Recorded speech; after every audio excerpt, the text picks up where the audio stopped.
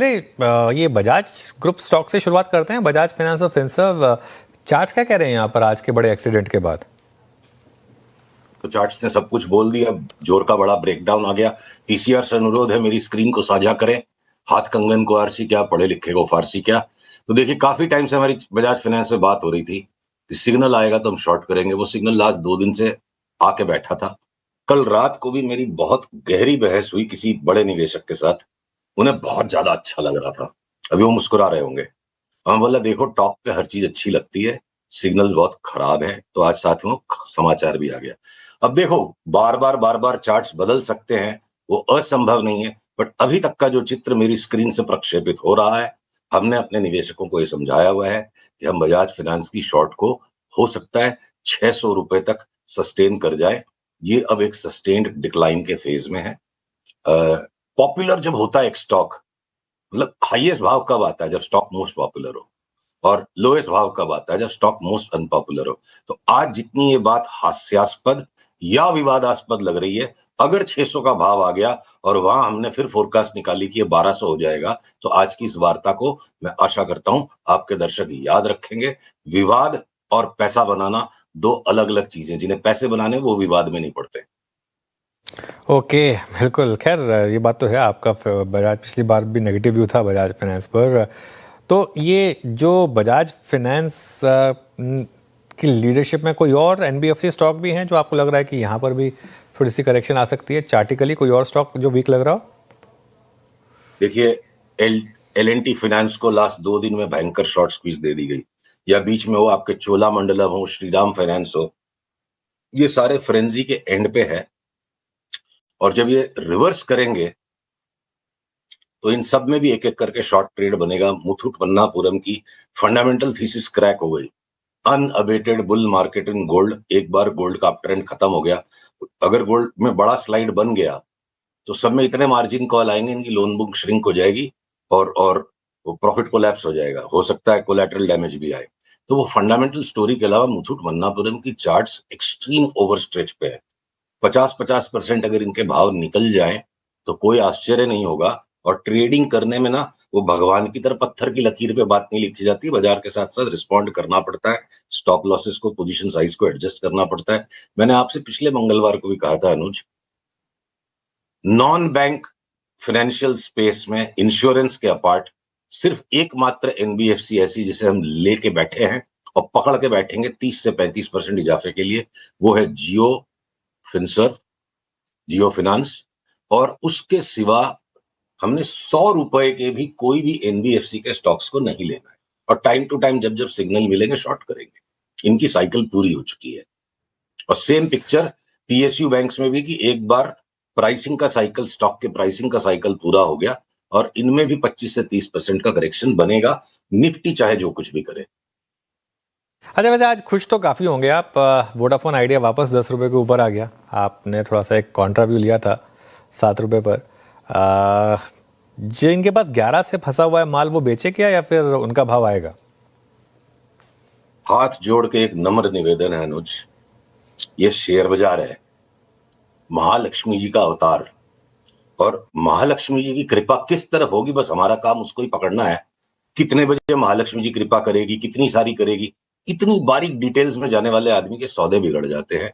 Vodafone idea Nifty नहीं है कि हम इसकी माइक्रोस्कोपिक एनालिसिस और माइक्रोस्कोपिक ट्रेडिंग करें। इनफैक्ट इतनी ज्यादा कॉन्ट्राडिक्टरी न्यूज फ्लो बार बार दोनों तरफ से आती है कि हमने जो इरादा बनाया है हम उस पर अडिग रहेंगे। हमको वोडाफोन आइडिया पे ट्रेडिंग बिल्कुल नहीं करनी है, जो है उसको पकड़ के बैठेंगे। और अगर अगर कृपा हो गई, 18-20 का भाव आ गया, उस वक्त चाहे जितनी बड़ी रोजी फंडामेंटल का पिक्चर आएगा, कम से कम आधा माल बेच देंगे। क्योंकि अगर हम दृढ़ नहीं रहेंगे, इतनी ज्यादा न्यूज पे वॉलेटिलिटी, इतनी ज्यादा फंडामेंटल वॉलेटिलिटी, और वो भी प्राइस के साथ रिफ्लेक्ट हो रही है, मेरे बस का तो नहीं है यहाँ इतना होशियार बनना। तो मैं बिल्कुल सिंपल काम करूंगा, मैं वोडाफोन को पकड़ के बैठूंगा। एक सेक्टर जहां आज अच्छे मूव्स आ रहे हैं वो है डिफेंस। यहां पर आपका कोई व्यू है क्या? कोई स्टॉक्स जो आपको अच्छे लग रहे हो डिफेंस बास्केट में? 2-2.5 महीने पहले से हम लगातार डिफेंस के अंदर में कंटिन्यूअस तेजी में हैं। और जितने भी डिफेंस के चर्चित नाम हैं, उन सब ने बीच में मिलके हमारे साथ ये एक झंझट सा खड़ा कर दिया, किसको ले किसको न ले, सारे ही ठीक है, जिसको जो समझ में पसंद आ जाए वो लेता जाए। भयंकर गवर्नमेंट स्पेंडिंग आनी चाहिए। वो जियो पॉलिटिकल एटमॉस्फेयर देख लो, हमारा पॉलिटिकल एटमॉस्फेयर देख लो, इको पॉलिटिकल एटमॉस्फेयर देख लो, और उसी तर्ज पे हमने रेलवेज के भी ज्यादातर स्टॉक्स पे तेजी बनाई हुई कि रेलवेज का डिफेंस का एक बास्केट बनवा के हमारे इन्वेस्टर्स का छोड़ दिया। और ट्रेडिंग करने के चक्कर में ना अनुज, इनमें वॉलेटिलिटी बहुत है इन स्टॉक्स में, और वो वॉलेटिलिटी ही इनको उतनी आसमान की ऊंचाई तक लेके जाएगा। रोज का रोज इतना फ्लक्चुएट करेंगे तो वीकली फ्लक्चुएशन फिर उसका स्क्वायर रूट होगा 7 दिन का, 6 दिन का। तो ज्यादा फ्लक्चुएशन की वजह से ये ज्यादा भागेंगे। यहाँ पे भी ट्रेडिंग करने का मन नहीं है, पकड़ के बैठेंगे। जो डिफेंस का स्टॉक ठीक लगे वो लेके बैठ जाओ। ओके, आईटी पर क्या व्यू है? अब आज थोड़ा सा आईटी भी चल रहा है और थोड़ा सा यूएस के साथ ट्रेड डील की भी बात हो रही है, तो थोड़ा सेंटिमेंटली पॉजिटिव होता है वो नॉर्मली। यहाँ क्या व्यू रहेगा और स्टॉक्स को अच्छे लग रहे हो आपको यहाँ पर? देखिए, आईटी में लॉन्ग टर्म व्यू जो है उसको रोज की ट्रेड डील से फर्क नहीं। साइक्लिकल इनका करेक्शन कंप्लीट हो गया 2-2.5 साल का।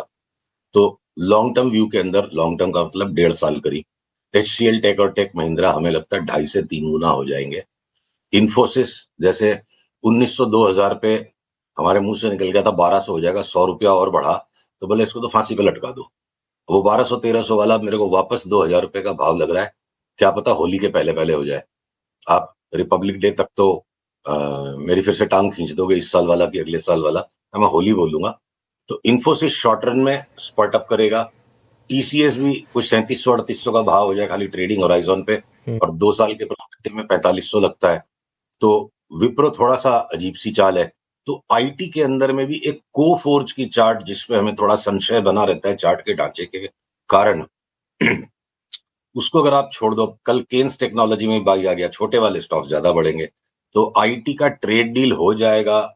उसके बाद क्या, ट्रेड डील के बाद ये डबल कैसे होंगे? तो मेरी बिगर बेट और बिगर थीसिस ये है, जो रॉन्ग राइट आगे वक्त बताएगा, कि एक अनहोनी घटना संसार में होने वाली है। डॉलर इंडेक्स और यूएस के इंटरेस्ट रेट्स पूरी की पूरी यील्ड कर्व ऊपर की तरफ भागेंगे दोनों। इनिशियल नीजर रिएक्शन आएगा कि ओवर हीटिंग हो रही है, करेक्शन आना चाहिए।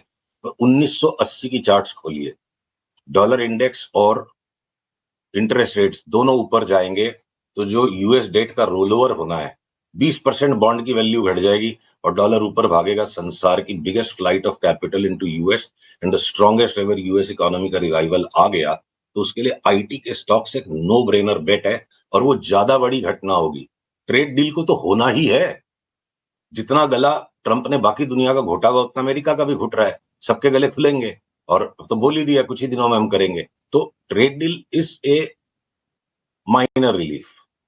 The bigger thesis is US economic strength will become unprecedented, और उसके लिए इंडिया में उसका प्रॉक्सी प्ले है कि आईटी के सारे स्टॉक्स में सुपरलेटिव आउट परफॉर्मेंस आएगा। ये हमारी थीसिस है। थीसिस रॉन्ग राइट क्या होगी वो भाव से हम एडजस्ट करते जाएंगे। ओके, अच्छा चलिए, फिर अब स्टॉक्स पर आते हैं। आज आपने स्टॉक लिस्ट अब तक बताई नहीं अपनी, कहाँ फायर करेंगे अब आप, लॉन्ग या शॉर्ट? देखो अनुज, ऐसा है, स्टॉक्स तो उतने ही हैं जितने हैं, और उसमें से हम 250 की लिस्ट बना के तेजी करके बैठे हुए हैं। तो टाइम टू टाइम जब जब किसी किसी में थोड़ा करेक्शन हो लेगा या ब्रेकआउट आ जाएगा, तो घोड़े तो वही हैं, घूम फिर के दांव बार बार अलग अलग लगेगा। तो कल एक पारादीप फॉस्फेट्स नया स्टॉक आपके साथ जो डिस्कस अभी तक नहीं हुआ, उसमें कल एक बड़ा बाई आ गया कि 60-70% की अपमूव आ जाएगी। और अगर मैं और कैश के स्टॉक्स में आप कुछ नाम ऐड करवाना चाहो, एमओआईएल पे जो हम काफी टाइम से बुलिश हैं, 2-2.5 महीने की इसकी करेक्शन हो ली।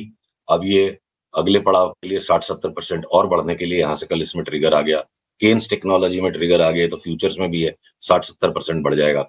और जो ये जो शॉर्ट स्क्वीज की जो चाल आ गई कल नाइका में, या ये टाइम टू टाइम जो शॉर्ट स्क्वीजेस आएंगे तो एक एक करके अब जैसे इटर्नल रिजल्ट्स अच्छे ही थे उसके, जिस तरह की ये कंपनियां उस हिसाब से लास्ट क्वार्टर में रिजल्ट्स अच्छे थे, और उस दिन टॉप हो गया। कितना घट गया? 70 रुपया घट गया ऊपर से। तो लॉन्ग्स में और शॉर्ट्स में जो लिस्ट हैं वो वही हैं। सिग्नल्स बीच बीच में टाइम टू टाइम थोड़ा पड़ाव और आराम लेने के बाद नए आ जाएंगे। तो अपनी जैसे बात हुई थी कि एक एक करके फर्टिलाइजर के स्टॉक्स में अब तेजी का मुंह खुलना शुरू हो जाएगा। पारादीप फॉस्फेट्स ने शुरुआत की है, केमिकल्स के स्टॉक्स के अंदर में अगर अतुल में बाई आ गया, भेल अपनी बात हुई थी ट्रेडिंग के लिए 265 तक के गोल से ले लो, उसके बाद भी स्पर्ट अप कर रहा है। और उससे पहले भेल में 3 सप्ताह पहले बात हुई थी, पकड़ के जो बैठेगा वो 450 के भाव तक राइड कर लेगा। तो अलग-अलग स्टॉक्स अलग-अलग टाइम पर अलग-अलग काम कर रहे हैं। एसजीवन के अंदर में 50% अपमूव की चाल आ गई। बजाज कंज्यूमर में हमने आपसे 4-5 महीने पहले 60-65% का दांव लगाया था, वो कंप्लीट हो गया, अब हम टेक प्रॉफिट कर लेंगे।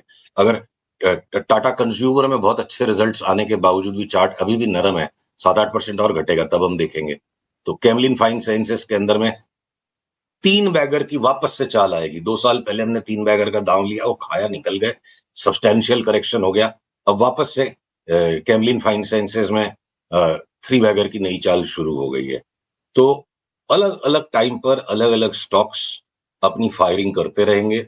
अलग-अलग टाइम पर अलग-अलग स्टॉक्स जिनके साइक्लिकल डिग्री टॉप बन रहे हैं, जैसे बजाज ट्विंस, वो नीचे आते रहेंगे। ये स्टॉक पिकर्स डिलाइट है, स्टॉक पिकर्स मार्केट है। चलिए सुशील जी, बहुत बहुत शुक्रिया आज इतने सब स्टॉक्स, मार्केट, इंडेक्स सब पर बात करने के लिए। और अगले मंगलवार आपसे फिर बातचीत होगी। Thank you.